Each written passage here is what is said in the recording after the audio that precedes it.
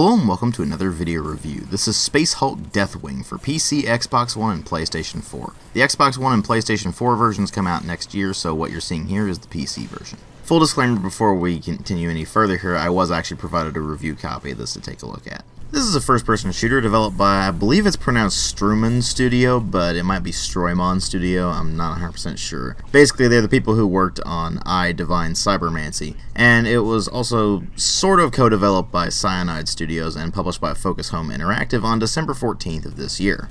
It is kind of loosely based on the Space Hulk tabletop game, but that's really more in theme than anything else. The basic idea is that you play as a squad of Terminator Marines that go into a Space Hulk and basically try to clear it out of the Tyranids that have taken up residence there. That's really where the similarities to the tabletop game end, so let's go ahead and actually delve into this thing and find out how it actually turned out. Because it's really not often that we get an action game set in Warhammer 40,000, and in this case it's actually a first-person shooter, so let's see how they did with that. Well, the first thing you'll notice is that this runs in Unreal Engine 4, and it doesn't really use the engine to its fullest potential.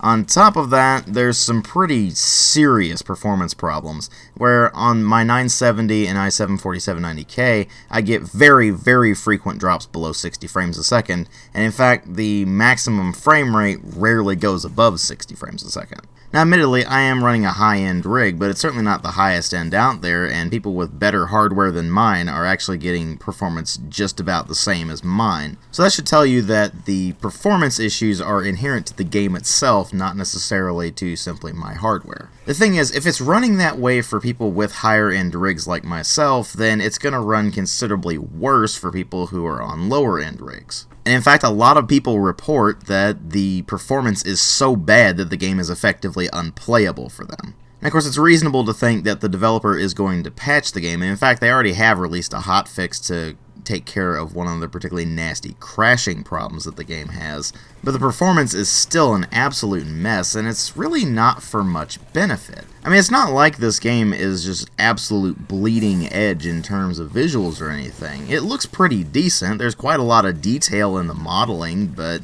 textures are pretty hit and miss. The shader quality is about what you would expect from Unreal Engine 3. In fact, most of the game looks like it could have been handled in Unreal Engine 3 rather than Unreal Engine 4. And to top it all off, there's all kinds of graphics glitches where you'll just see a lot of flickering lights that don't really make a lot of sense. Things will just kind of disappear and reappear right in front of you. And I'm not talking about the Stalker Strain gene stealers, by the way. I'm talking about just random objects will disappear and reappear in front of you, or in some rare cases you might have things like certain bits of level geometry just kind of pop in and pop out, but again, that's pretty rare, and the vast majority of graphics glitches you're going to run into are the lighting glitches, where it's just going to flicker the lights and be really annoying. There's also a really annoying film grain effect that if you have the post-processing turned all the way up is enabled, but there's no way to turn only the film grain off. The only way you can get rid of it is to turn the post-processing down to high, so that's what I did, because the film grain doesn't add anything to the game. In fact, it's pretty annoying to deal with. I will never understand why developers seem to think that a film grain effect is a good thing for games, because it's not. It's just an annoying effect unless you're literally just looking through a screen in the context of the game. Like, you're looking at a camera screen, and then you go back to the game, and that film grain is no longer there. That sort of thing is tolerable, but when it's over just your normal vision, it just gets really annoying after a while. At least there is one thing that they really did nail quite well, which is the gore effects and the particle effects in general. They definitely did a very good job with that. Those look really nice. Every bit of meaty chunks flying all over the place, blood and gore staining the floors and walls. You get to eviscerate your foes with great abandon, and the particle effects for explosions and lightning bolts and things like that look pretty damn good. But the performance problems and the frequency of graphics glitches really do bring the visuals down quite a bit. Luckily, this is somewhat mitigated by the sound design, which generally is very well done. It's just that there's certain issues with the way the game is paced that kind of ruin the sound design. To give you a prime example, when you're just stomping around in the ship and you're taking in the atmosphere, they've actually done a very good job of making this thing feel like this massive derelict spacecraft that's just kind of smashed together with other spacecrafts. And you do get this sense that they were trying to go for a feeling of this just tense atmosphere. The problem is that you are almost constantly under attack, so any of the atmosphere just goes completely out the window, because you just know that there's going to be gene stealers up the wazoo right around the corner. And any tension that they could have made is actually ruined by the gameplay mechanics, but I'll get to that more in a moment. What this ultimately means is that you're going to be relying almost exclusively on the music, which I've actually completely forgotten because I barely even noticed it was in the game at all, and the sound effects, which generally are fairly good. You've got some fairly punchy weapon sounds. They're not really as beefy as I would like, but they're fairly close at least. And the Gene Stealers sound about like you would expect them to sound like, so that's definitely good. And while the voice acting is certainly not that great, it definitely feels like they were going for that Warhammer 40,000 vibe, so it's kind of filled with ridiculous amounts of machismo and the sort of fanaticism that you would expect from a Space Marine chapter. But some of the accents on certain words are kind of off, and it really doesn't help that there are a few issues with the text itself, because Struman Studio is actually a French studio, and it does kind of show sometimes, because occasionally their English is a bit messy. Now luckily it's nowhere near as messy as it was in I, Divine Cybermancy, because that game was at times just illegible, but they are enough to where if you notice them you just go, huh. The presentation and occasional slight grammar and spelling issues aside, what really matter here are the story and the gameplay, because that's what's going to occupy the vast majority of your time. And what you have here is a single-player or co-op shooter where you play as members of the Deathwing, which is an elite unit of the Dark Angels chapter of Space Marines for the Imperium of Man that are all equipped with Terminator armor and are generally considered among the most deadly Space Marines in the entirety of the Imperium. And the story is that you investigate the Space Hulk Elethros. Now, if you don't know what a Space Hulk is, it's basically a bunch of ships and bits and pieces of planets and things like that that have become smashed together and messed up by the warp and things like that over the course of thousands upon thousands of years. And they're one of the most dangerous things in the entirety of the Warhammer 40,000 universe, partly because they tend to be nests for Tyranids, which the best comparison I can really come up with for them is that they're kind of like the Xenomorphs from the Alien series, where they're sort of insectoid aliens that have a wide variety of configurations based on various mutations and such, and they just kind of devour things and move on to the next area. Needless to say, that's a pretty massive problem for any of the spacefaring races of the galaxy, but the thing is that going into a Space Hulk and trying to clean it out is so ludicrously dangerous that even someone like the Deathwing is very hard-pressed to actually do that. And that's pretty much what the course of Space Hulk Deathwing's story revolves around. You go into Space Hulk Elethros, and you start clearing it out of the Tyranids, and you're working your way to the heart of the Space Hulk, where a ship from the Dark Angels chapter from all the way back during the Horus Heresy is located. If you don't know what the Horus Heresy is, it's an event that occurred roughly 10,000 years before the events of Space Hulk Deathwing, and it resulted in the schism between what would eventually become the Chaos Space Marines and the Loyalist Space Marines, which just stuck with the Imperium of Man.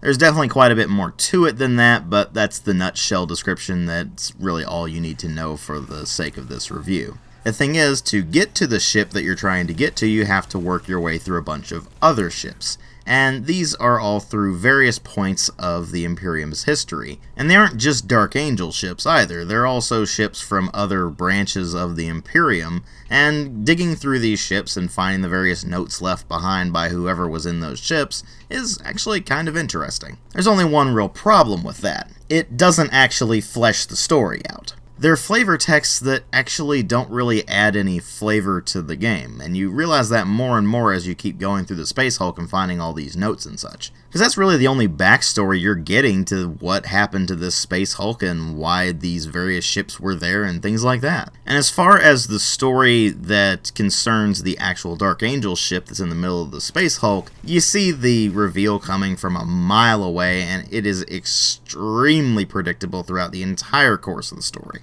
In fact, the story itself is basically nothing more than some duct tape to try to hold the game together, because really all you're doing the entire game is going from point A to point B, flipping a few switches, and shooting a lot of gene stealers.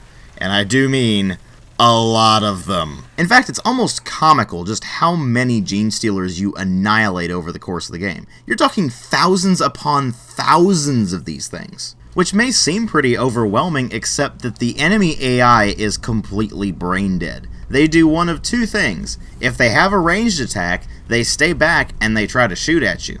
If they don't have a ranged attack, then they charge you. They don't try to flank you, they don't try to flush you out of your position or anything like that. They just charge headlong into your bolter shots and your lightning bolts and your flames and your swords and your power fists and your thunder hammers and all that sort of thing. It becomes mind-numbingly repetitive extremely quickly. They try to spice things up by, in the single player, giving you a sort of tactical command of your two other Space Marines, which are the Apothecary and the Support Marine, who uses things like assault cannons and thunder hammers and things like that. He's all the firepower for the team, whereas the Apothecary is the healer for the team, but he has limited uses of that healing item, and he is only able to heal you if he has the Storm Bolter equipped, so that does limit his capabilities somewhat. You are able to customize your own loadout pretty considerably, however. The thing is that you play as the Librarian, which means that you're a Psyker. That means you get psychic powers, like bolts of lightning, or setting things aflame, or jumping into an enemy to cause them to explode from within, or creating a vortex of death. And that's, of course, on top of all of the weaponry that you get access to, which is everything that both of the other Marines are capable of using except for the Apothecary's healing item, and there are actually quite a few weapons that are exclusive to you in the single player. As you go through the game and you get to the end of chapters and you complete various mission objectives, you will unlock new weapons, and this does mean that you get access to more interesting stuff later on in the game. There's only one major problem with that. The only weapon that is really going to be useful throughout the entire course of the game is the Storm Bolter, because it's about the only weapon you can get reliable long-range accuracy out of. You see, at longer ranges, the Apothecary can't really hit the broadside of a barn, so it really does fall to you to be able to pick off things from a long distance, and of course the Support Marine doesn't really have any sort of accuracy at all.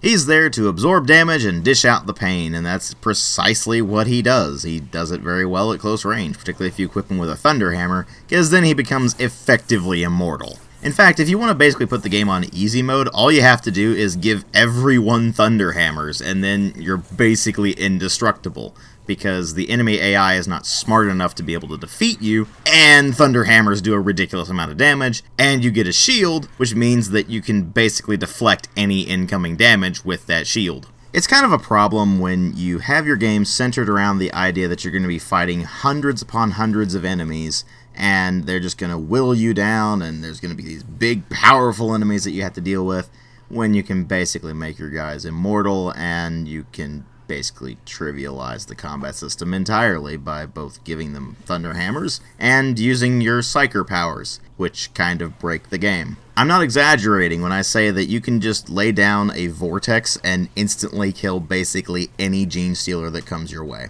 This is, of course, including the two most powerful enemy types in the game, which are Broodlords and the Scythe-Strain Gene Stealers, which are bullet sponges that are powerful enough to effectively one-shot you. But throw down a Vortex, and instantly you don't need to worry about it anymore, because that thing does a ludicrous amount of damage, and it basically annihilates anything that gets anywhere near it. The only real downsides to it are that it has a fairly long recharge time, and on top of that, it takes you quite a few points in your Psyker tree to be able to unlock it. But once you get it, it basically trivializes the entire game. Single player becomes an absolute joke at that point. It's not even like it was difficult to begin with, because the AI is just so incredibly bad on the enemies that they pose basically no threat to you unless you manage to get completely boxed in, which is pretty hard to do if you have your squad actually dealing with the enemy.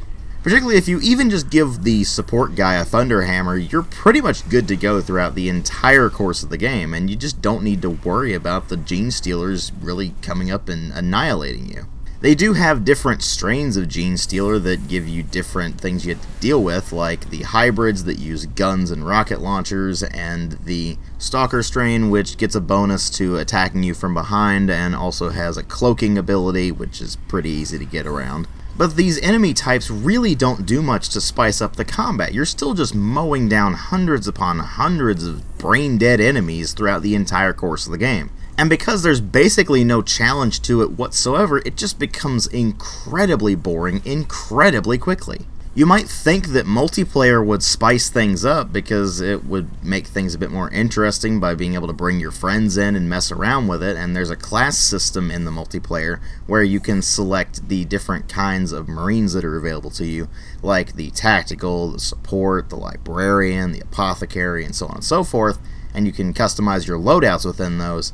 But at the same time, you are quite literally just going through the single player, but with other people. The only difference between the single and the multiplayer is that the multiplayer doesn't have a progression system like the single player does. And the single player progression system really isn't very good. You're just given a bunch of points at the end of a mission that you spend on upgrading to a bunch of passive bonuses, or in the case of the Psyker tree, you upgrade until you eventually get new powers. And then you can slot those powers in on your actual loadout screen. In the multiplayer, you just get access to a specific loadout for your specific class, and that's it. There's no progression of any kind. You just get those weapons, and that's what you have available to you. Otherwise, you're doing the exact same missions in the exact same order, and you are dealing with the exact same enemies at the exact same times. So if you've already played through the single player, there's really not much reason to play the multiplayer unless you just really want to play it in co-op for some utterly baffling reason. In that case, good luck, because a lot of people actually can't play the multiplayer.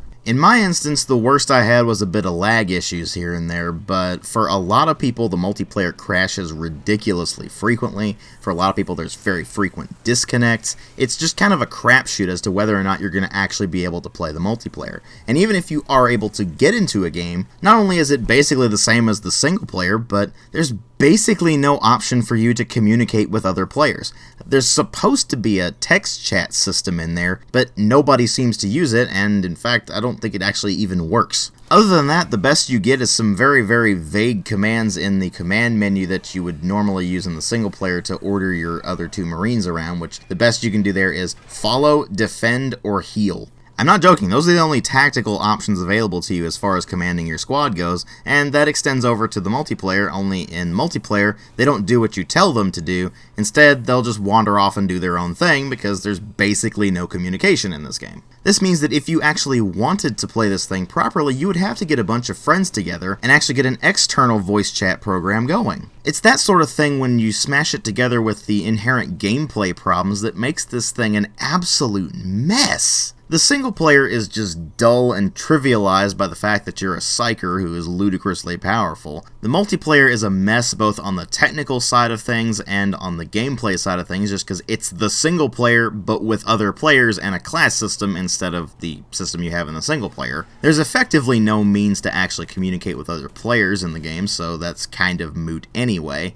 And then on top of all this, you have a massive amount of performance issues. There are crashing problems that have been reported across the board, although the hotfix seems to have fixed a lot of that. And when you really get down to it, it's just basically a really crappy Left 4 Dead clone that just happens to be set on a Space Hulk in the Warhammer 40k universe. The only real difficulty comes from just trying to deal with the technical problems the game has, including the friendly AI too. That's something I forgot to mention earlier, but your teammates will just kind of stand out in the middle of the open and let the enemy charge into them. This is particularly problematic with the apothecary, because you're probably not going to have him equipped with a thunder hammer, since if you do that, then he can't heal you anymore. And when one of your squad mates dies, then you basically are like, well, crap, now I gotta use one of my psi gates, which allows you to go back to the loadout area. You instantly heal up all of the damage that you have taken, and anybody who was dead has been resurrected, and you can select a new loadout and hop right back into the game where you left off. As I said before, being a librarian and being a psyker in this completely trivializes the game, and ultimately, you end up with something that is not only just a letdown, but is frankly a pretty crappy game to boot. I give Space Hulk Deathwing a 1.5 out of 5.